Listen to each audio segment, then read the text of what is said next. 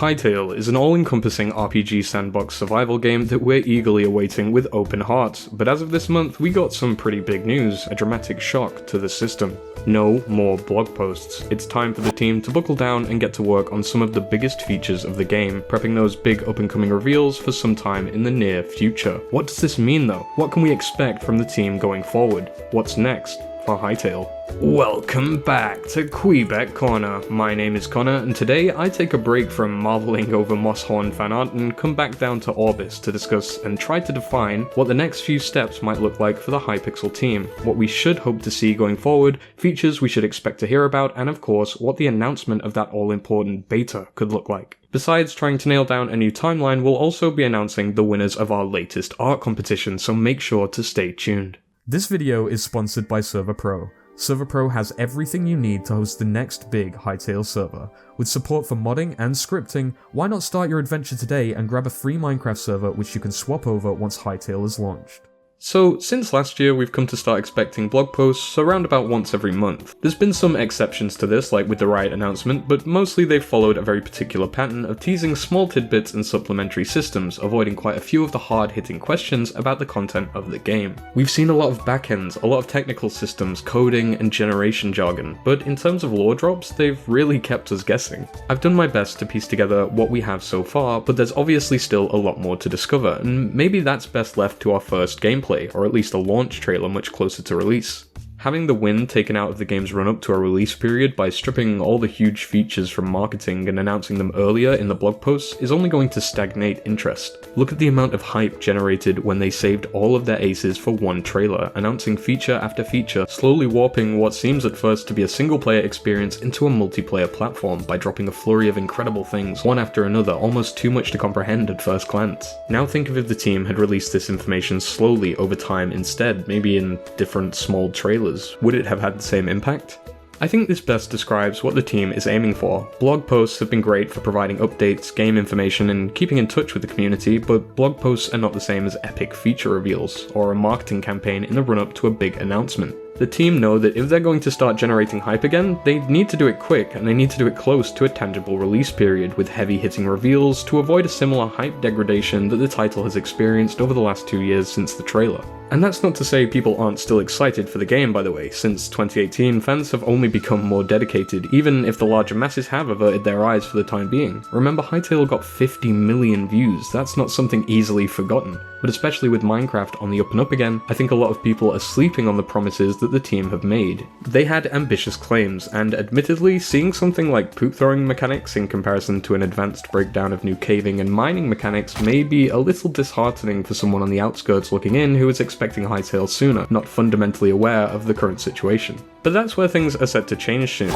With a new office and a bigger team, as I said in the last video, I'm sure more work than ever before is now being poured into the game to make it great. Core systems and experiences are being tied together as development progresses, more features intertwine, and it becomes a lot more difficult to showcase the smaller things without alluding to the grander schemes at play. And the team aren't just starting work on these bigger systems either, they're tweaking them, honing them, using community feedback to touch up the finer details. This is the good stuff we want to be hearing, and it means a finished product is definitely somewhere down the line. Like we're at the dining table waiting for our food, it's cooking in the kitchen, and now we're actually able to smell it. It's cooking and it's almost ready, but you wouldn't want it served to you undercooked. You wouldn't want to see the meal halfway through preparation before all the sides have been organized nicely on your plate, would you?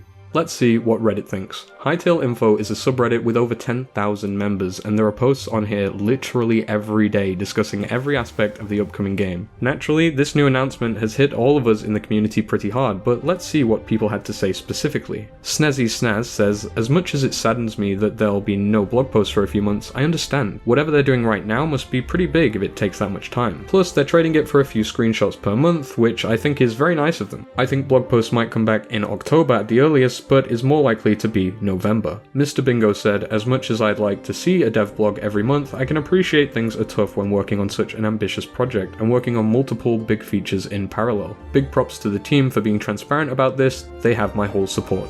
I Am Not Rollo said, "I agree 100%. People were worried development wasn't going well when we got less substantial progress updates, but I always said it's because they're working on bigger features that take more time, and I honestly think weekly screenshots will keep the community active more than monthly progress updates have." Roy1267 chimed in with, "The new fire textures look cool. I wonder if the sparks flying off might be annoying while you're holding it though.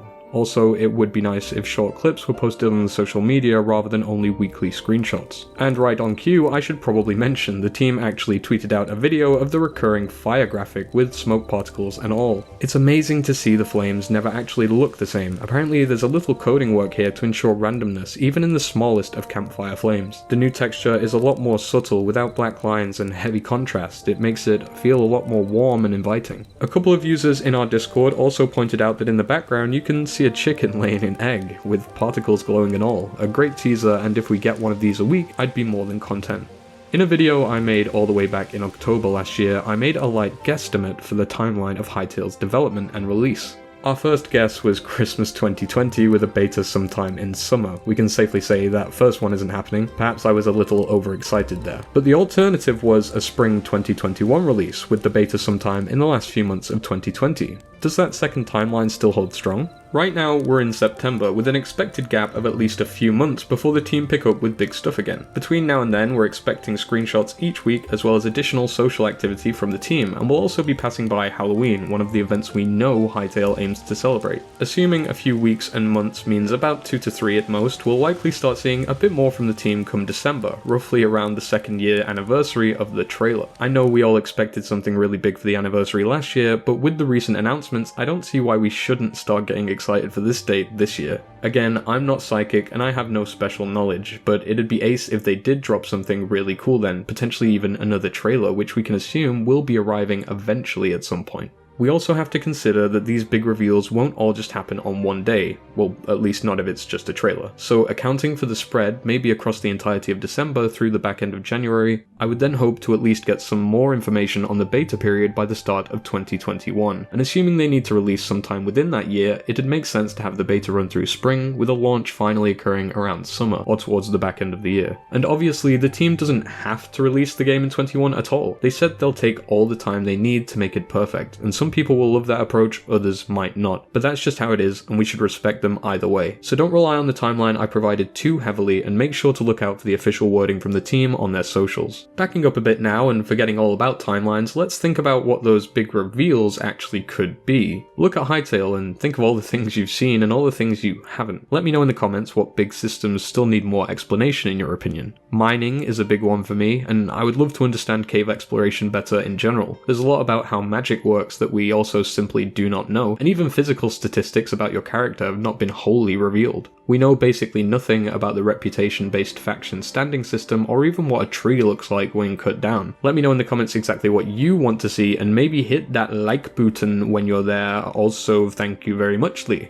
Beta is always an interesting topic to theorize about, and we'll surely do a whole video on it when we know more. But what should we expect to have access to in the Hytale beta? Some betas provide limited access to very specific areas and aspects of the game, while others let you roam and run free on the most up-to-date or potentially even purposefully downgraded client. Betas allowed to test fundamental features without getting access to all the details and exciting tidbits. But at what cost? Removing parts of your near-to-finished game to avoid spoiling reveals during a beta comes at the price of having the user not test your full vision. They're only getting parts of the experience, and that in turn taints their view of the game entirely. Once you add in those hidden things, who's to say the game doesn't dramatically steep in entertainment value? It's unlikely, but you do kinda need to test them to double check. From this, we can assume that things like hotbars, consumable wheels, hunger, and health stats, anything to do with the core character really, will basically be in the beta, as they need to ensure that the general gameplay feels good, and user experience testing is a big part of getting that right. Introducing some big core character stat or UI window after beta would feel weird to users, but that's not to say we won't get any updates and iterative changes, things like hotbar placement being tweaked after feedback and colours changing and stuff, but I think we'll get at least a testable version of the player HUD during the beta. I would expect some sort of simplified character customization menu, probably lacking some of the items that will be available at launch, so not to spoil us too much, as well as some open world aspects of the adventure mode. Personally, I wouldn't mind only having access to say Zone 1 to 3 in beta, so not to spoil too much of the wider world, but what do you think? Would you find it weird if they only allowed us to explore so far? Do you think bosses, quests, and race standing will even be integrated by that point? Really, there's almost too much to consider, and maybe it would be even more complicated figuring out which systems to limit and which to allow in the beta. Perhaps it's just easier if they let us loose on everything. Luckily, I'd say most people tend to get excited about a lot of the same types of advancements in the block game genre. Things like placeable entity types, supplementary UI and hotbars, detailed mob animations, behaviors, and even ecology interactions. We have to remember that the Hypixel team themselves come from block games, so they surely have an inkling as to whether what they're adding will work or not. So at least we can have some confidence there in knowing what they do provide us in beta will be a breath of fresh air, regardless of how much there is to explore. Personally, I would love to see the beta drop us into a Hytale world in all its glory, providing testable servers and even the model maker. But that's easier said than done. That essentially means having a lot of the game ready in a release state months before the release for what is essentially a pre-release, and that basically defeats the objective of a beta test. There's clearly a fine line in game development that the team need to tread carefully, but that's what they'll be getting paid to figure out. In the meantime, we can just sit and speculate. Would you be interested in getting your hands on a beta of the Model Maker or even a beta version of a server? We know the Model Maker at the very least will be free with Hytale, regardless of whether the game is free itself or not. So maybe some modelers would like to get in early and practice their skills on the beta versions. A few videos back, I announced a Hytale fan art competition all to do with Ultiverses. If you didn't catch that theory, check it out in the corner popping up somewhere right about now. There were all sorts of amazing hand-drawn and digital entries, some word-based descriptions too, all helping us better envision those mysterious worlds we know next to nothing about. And despite knowing next to nothing, there are 3 pieces that I think did a remarkable job of making the Hytale Ultiverses feel alive. In no particular order, Ledoran, aka Crimson Crow, reveals their insight into Torbalin or Torbalin with this epic panorama encapsulating a destroyed world, once home to the Titans. Who those Titans were and what they were capable of I couldn't possibly guess, but we see epic floating islands, seemingly a gravitational disturbance as the planet itself is crumbling. We see these colourful bird-like phoenix creatures, and even a player flying some strange shell-like thing. My favourite aspect to this image is the huge mythical whale in the background launching out towards the atmosphere, birds scattering in fear of its overwhelming luminescent orange jaws. Very cool. EFS3 chose to make the Ultiverse we know most about, and recreated the image we see in the concept of Orbis with a little more added detail, divided into the 4 zones we know of, with Zone 1 showing what EFS has labelled a giant Kweebec tree, so extra points there, and we can also see a marked spawn point.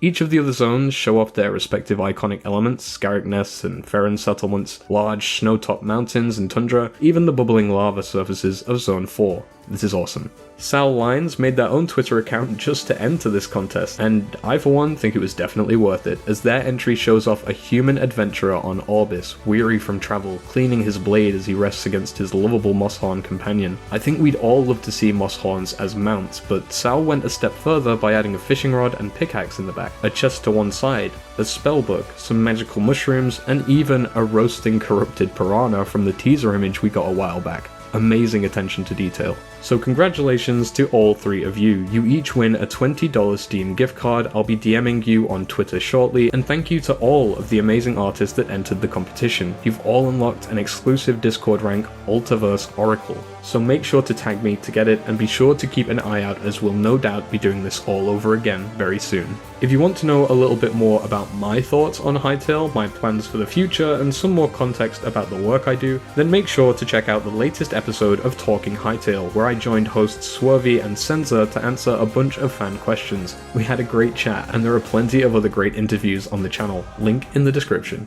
As for this channel, like I said last time, there may be no blog posts inbound, but you can be sure to expect plenty of content coming soon. You can follow me at Kweebec Corner for updates, or join the Discord server to chat with over 2,500 Hytale enthusiasts such as yourself, while you wait for that all-important Hytale beta. Thank you for liking, subscribing, and thanks as always for watching Kweebec Corner. Stay safe and keep free.